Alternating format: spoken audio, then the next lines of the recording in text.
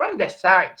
From the start, class, wala ka talagang plano na bayaran or i-deliver. Ang plano mo talaga, class, it's talikuran, kalimutan, etc. Kaya nga, class, intentional evasion. From the start, it's bad faith. Negligence, fault, or culpa.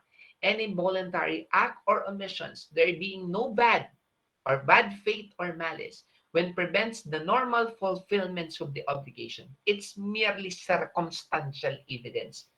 Okay? Delay or mora, contraventions of the terms of the conditions, violations of the terms and conditions stipulated in the obligations. Okay? Meron po kas na tinatawag na kinds of negligence according to the source of obligations.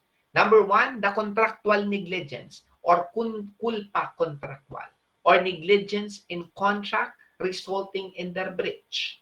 Civil negligence or the culpa aquiliana or tort or quasi-delicts or negligence which by itself is the source of the obligations between the parties not so related before by any pre-existing contract. And the last, it's the criminal negligence. Culpa criminal, resulting in the commissions of the crime.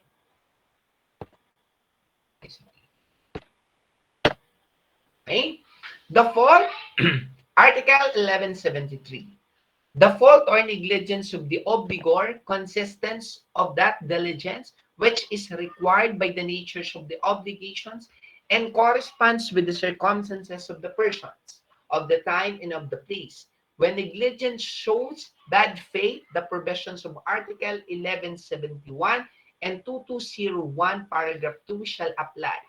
If the law or contract does not state the diligence or which is to be observed in the performance, that which is expected of a good father of the family shall be required.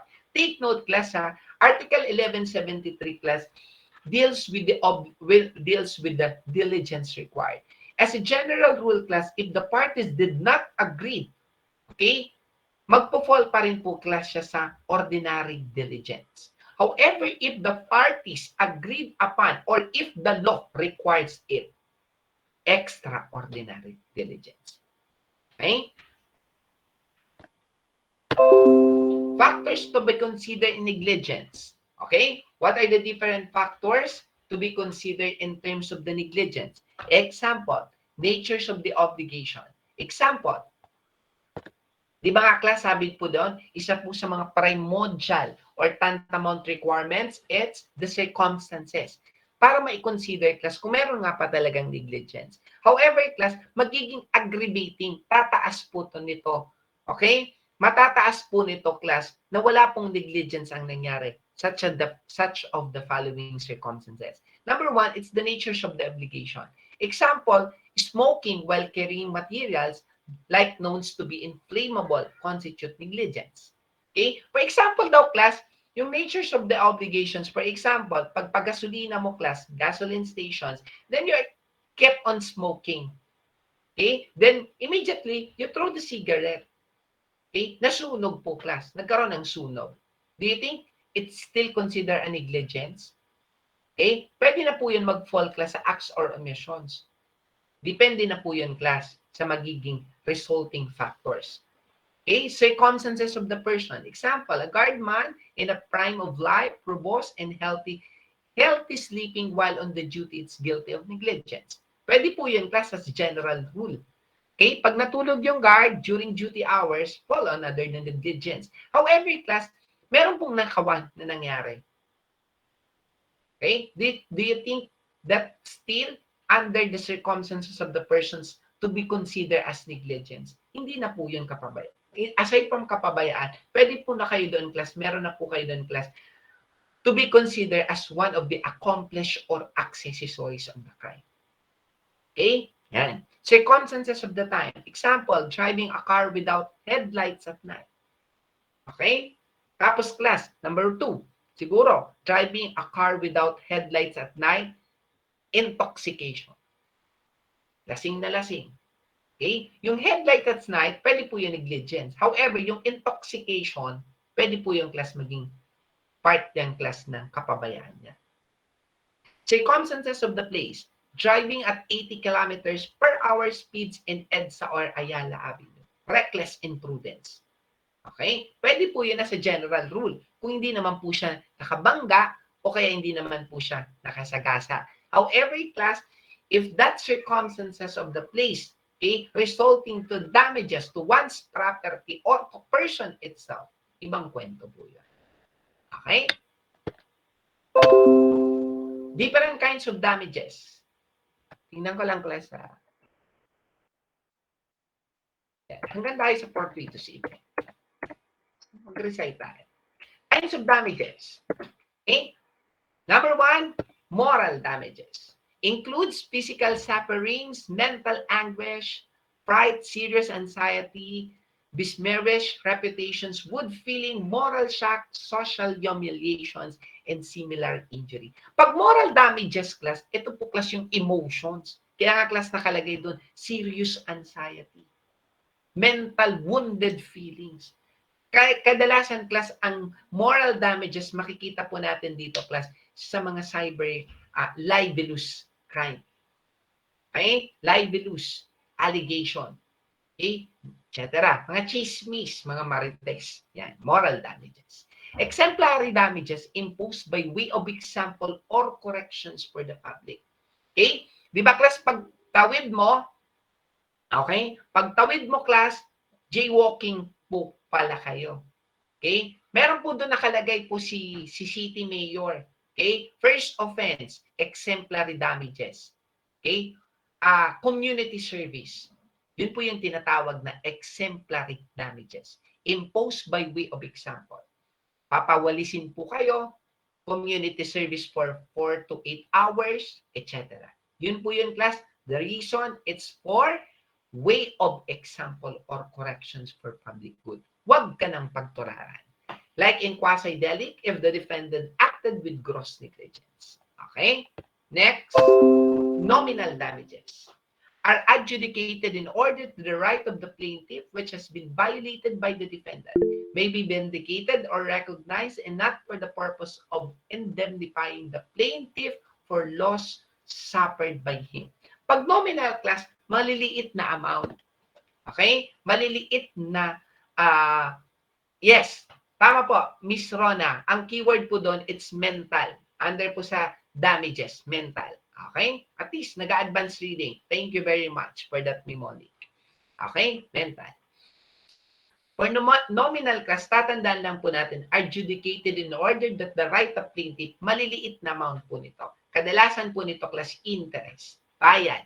Pag temperate or moderate damages, nominal, maliit, moderate, temperate, are more than nominal but less than compensatory damages.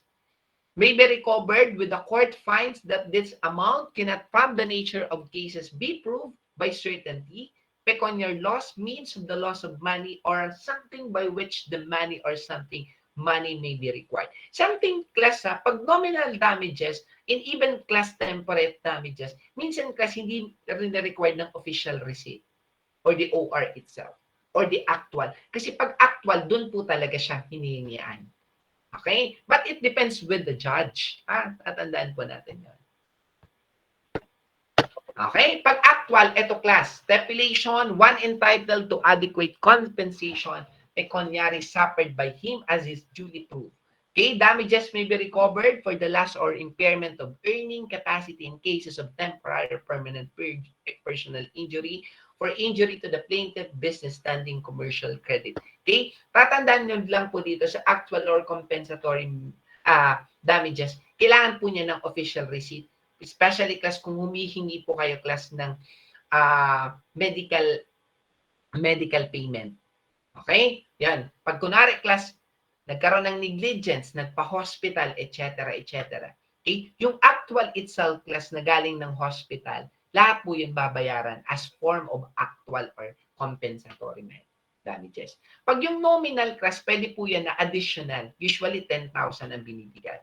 Okay? Pwede po doon i-consider yung mga pamasahe, yung transportation na hindi ako nakapagtrabaho because of this, because of that, etc.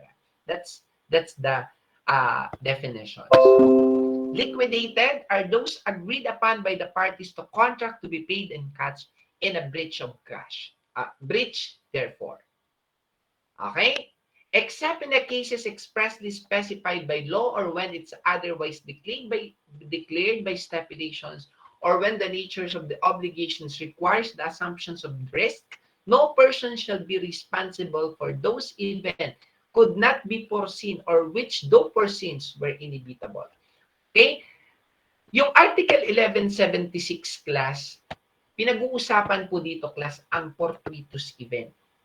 Okay? However, class doon, di ba class sa definition itself, pag nag-agreed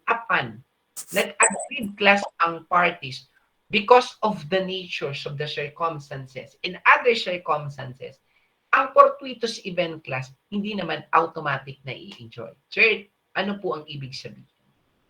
For example, I'm a registered engineer. Okay? And for example, si Miss Amador. Sabi ni Miss Amador, engineer. Okay? Magpapagawa ako sa tuktok. Okay? Magpapagawa ako sa tuktok ng bundok na yan. Okay? Along that area ng isang mansyon. Mayaman ako. Okay? Gawan mo ng napakalaking fence. Gawan mo lang concrete to be able na hindi ka agad mag-iba. Okay? Imagine nyo class sa sobrang tarik, okay, nagpagawa po doon si Miss Amador. Okay? Then dumating, nag-cost po siya ng, for example, 10 million pesos. Matibay, etc. However, class, nagkaroon po class ng calamity. Take note class once you are engineer or architect, you are still liable 10 to 15 years after the construction. Okay? Pag engineer po kayo class nasa engineer law po yan You're still liable pag nagumuho po yan. Okay? Pero class, sabi dito, may assumption of risk on the part of Miss Amador. Okay? In-assume niya naman po talaga. Sabi po ni engineer, sabi ko po, ma'am, sorry po, hindi po natin kaagad kasi pag nagkaroon po ng landslide, medyo po maulan, pag umulan po, ang tendency, gano'n man po ka-strong ang foundation natin, tendency po, guguho. Sabi ni Miss Amador, hindi, engineer, gawin mo. I will assume all the responsibility and even the risk. It's my greatest dream to put a mansion over there. Okay po, ma'am. We are totally signed the contract. Later part, after 2 years, okay, naging sikat, pumunta si Jessica Soho, pumunta si Corina, and other newscaster because of the mansion ni Miss Amador. Okay? Dumating po yung Typhoon A. Ang lakas. Naguho po siya. Sabi ni Miss Amador, pumunta siya kay engineer. Engineer, you are liable because of under the provisions. Engineer can allege the word of assumptions of risk. Babalik po yun kay Miss Amador. Okay? Miss Amador, from the start, I totally explained all the circumstances, all the natures, and etc., etc. But you assume the risk. And now, therefore, fortuitous event is no longer applicable. Pwede po yun mangyari. Okay? Because inassume from the start na po, mismo ni creditor yung responsibility. Okay? Mai-extinguish po doon yung word na fortuitous event. But take note, class, as a general principle, fortuitous event is an event which cannot be foreseen, which though foreseen is inevitable. Ang fortuitous event daw, class, hindi niya ina-anticipate. Or pag pwede naman i-anticipate, hindi niya kaya gawan paraan. That's the general principle of fortuitous event. Fortuitous event, even proper, are acts of God, such as volcanic eruption, earthquake, lightning, etc. Is now similar with force majeure, or acts of man as a configurations, war, robbery, and etc. There are requirements, class, to be constituted for a fortuitous event. Nandun po yung class sa case ni Vasquez versus CAGR number 42926. Okay? The failure of the debtor to comply with the obligations must be independent from the human will. The occurrence makes it impossible for the debtor to fulfill the obligations on a normal manner, and the obligator did not take part as the aggregate injury of the creditor. Okay? As a general rule, no person shall be held responsible for a fortuitous event. Example, Gaya obliged himself to deliver a determinate car to Tito on December 30, 1998. Before the arrival of period, the car was struck by lightning, okay, and was totally destroyed. Gaya cannot be held responsible for the destructions of the car. Hence, her obligations to deliver is extinguished. Okay? Ang mnemonics class na ginawa ko dyan class, it's will you impart. Independent of the will of the debtor, unforeseeable or unavoidable, impossible for debtor to fulfill his obligation, and debtor did not participate. Okay? Yun po yung tatandaan po natin doon. Class ha, with regard to the fortuitous event. Balikan ko lang pang slide na to. Okay? As a general rule, class, no person shall be held responsible for the fortuitous event. Nakita niyo po dito, class, ang example, determinate car. Deliver a determinate car to Tito. Class, tatandaan lang po natin, class, with regard to the fortuitous event, as a rule, hindi po kayo liable. Okay? Hindi po kayo liable sa fortuitous event. However, class, mayroon po tayo, class, na tinatawag na exemption. Okay? Pag-usapan na class natin ang exemptions. When the person is responsible despite the fortuitous event, number one, when the law expressly so provides, batas mismo po ang nagsabi. Okay? When the debtor is guilty of fraud, bad faith principle. Tatandaan lang po natin, class, ha, kahit class may fortuitous event, pag from the start, you are bad faith, you are guilty of fraud, negligence, contraventions of the tenor of the obligations agreed upon, you cannot allege fortuitous event. The debtor has proved to deliver the same thing to two or more persons who do not the same interest. For example, your intent, meron po kayong class, but your intention is to deliver to A, and here it comes, you are also entering into a contract to letter B. You are also acting on bad faith. Hindi pa rin class, giging fortuitous event. The thing to be delivered, it's generic thing. Bakit, sir? May fortuitous event, generic thing. Remember, it's a class, ha? Ang generic thing, matter of substitution. Kaya class, pinapaintindi ko po, din-explain ko po sa inyo. Kahit class may fortuitous event, tatandaan lang po natin, specific lamang po siya. Hindi po siya class pwedeng ma-substitute. Pag once the thing or the prestation, it's under the generic thing, hindi po nagiging automatic. Okay? The debtor is guilty of default or delay. Bakit po? Meron na po siyang bad faith. Guilty of concurrent negligence. Those are the principal class na hindi po class magpo-fall sa general principle of the law that if there is a fortuitous event, you are not held liable to deliver a thing. When declared by stipulations, okay? If the parties agreed upon that whatever it takes, you must to deliver, tendency po nito, class, tataas yung bayad. Okay? If the parties agreed upon, di mo pa rin po, class, magpo-fall under the fortuitous event. When the nature of obligations require the assumptions of risk, an example, it's the contract of insurance. Kaya nga, class, di ba, class, sa insurance, kung if you're going to discuss the insurance law, okay, if the insurer, okay, if the insurer insurer class, yung company, if the insurer insured the insured, okay, ininsured niya yung tao mismo, okay, despite that this person, okay, having all the medical findings, meron siyang diabetes, meron siyang sakit, etc. However, the insurance commission increased his premium and assumes all the risk. Namatay to, class, na isang taong to. O kaya nagkasakit ulit siya. The insurance commissions must pay because from the start, he already increased the premium of these persons and he already assumed all the risk. Pwede po yun. Okay? You should use. Tapos muna po na ako dito. Okay? Stop sharing ko po. Okay. Start po tayo. Any volunteer? I already discussed, ha?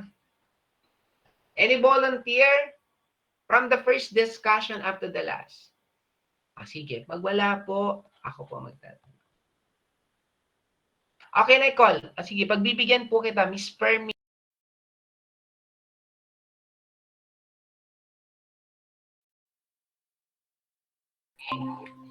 State all the essential requirements of obligations without looking your notebook. What are the different requisites of an obligation?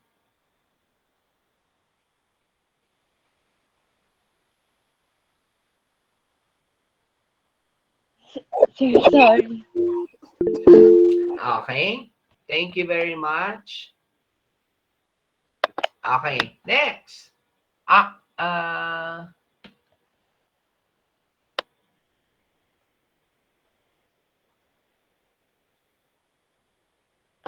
Yung absent classmate.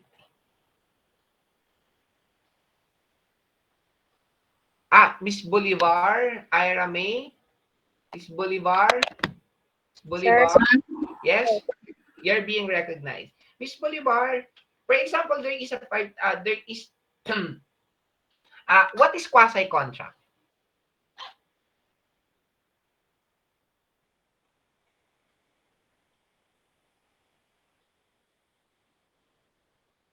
Sir, excuse me po. Kailang lesson po yan? Sir, kakapasok ko lang po kasi kanina.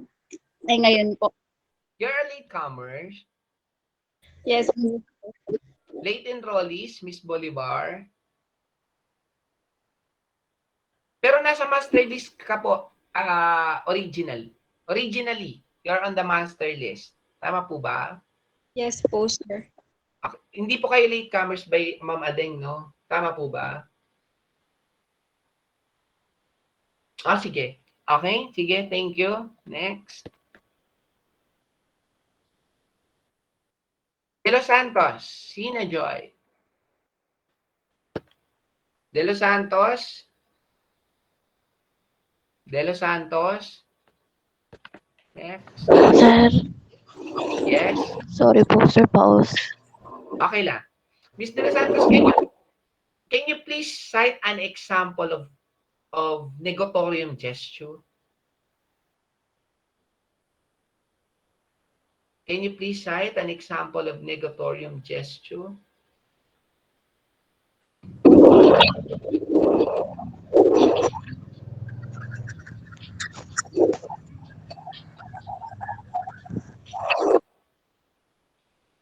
Type mo na lang, Miss De Los Santos, for 1 minute. Bigyan kita ng time.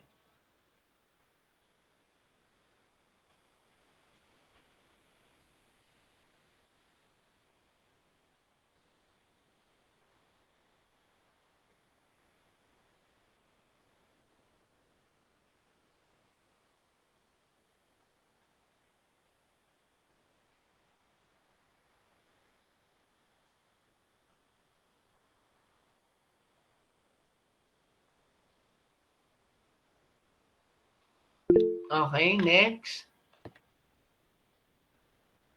Malang, Simon Rafael. Ay, no. Baluyot, Erica Jane. Baluyot. Nandito po, sir. Miss Baluyot, okay, here's the facts. Okay, for example, Miss Baluyot, under what principle of the law, okay, the facts presented. For example, upon checking your account, okay, you observe that instead of 10,000, it's 100,000. And what is now the resolutions under the principle of the law? Sir, ulit po. Upon checking, what is the principle of the law applying these facts? Okay, upon checking your account, you observe that instead of 10,000, you observe instead of 10,000, your account is 100,000. Under what principle po yun? Situation na yun. And follow-up question, what is now the remedy? Applying the facts presented.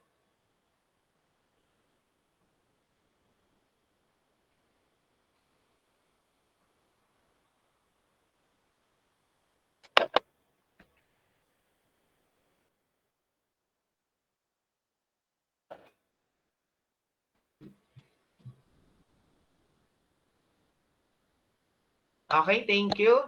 Next, Mamaraldo. How to pronounce your name, Christine May? Mamaraldo. Paano po bang i-pronounce, Miss Christine? Christine? Mamaradlo po. Mamaradlo. Sorry ha kung nami-mispronounce ko. Mamaradlo. Okay?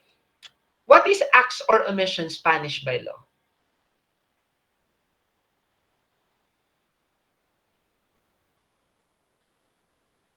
What is acts or omissions punished by law?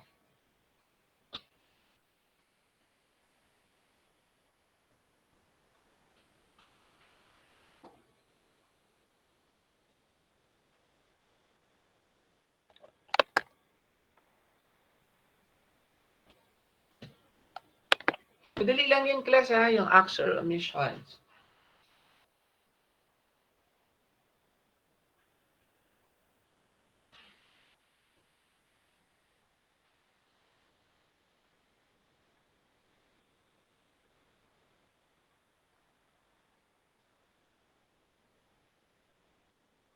Okay, thank you. Next, Kapili.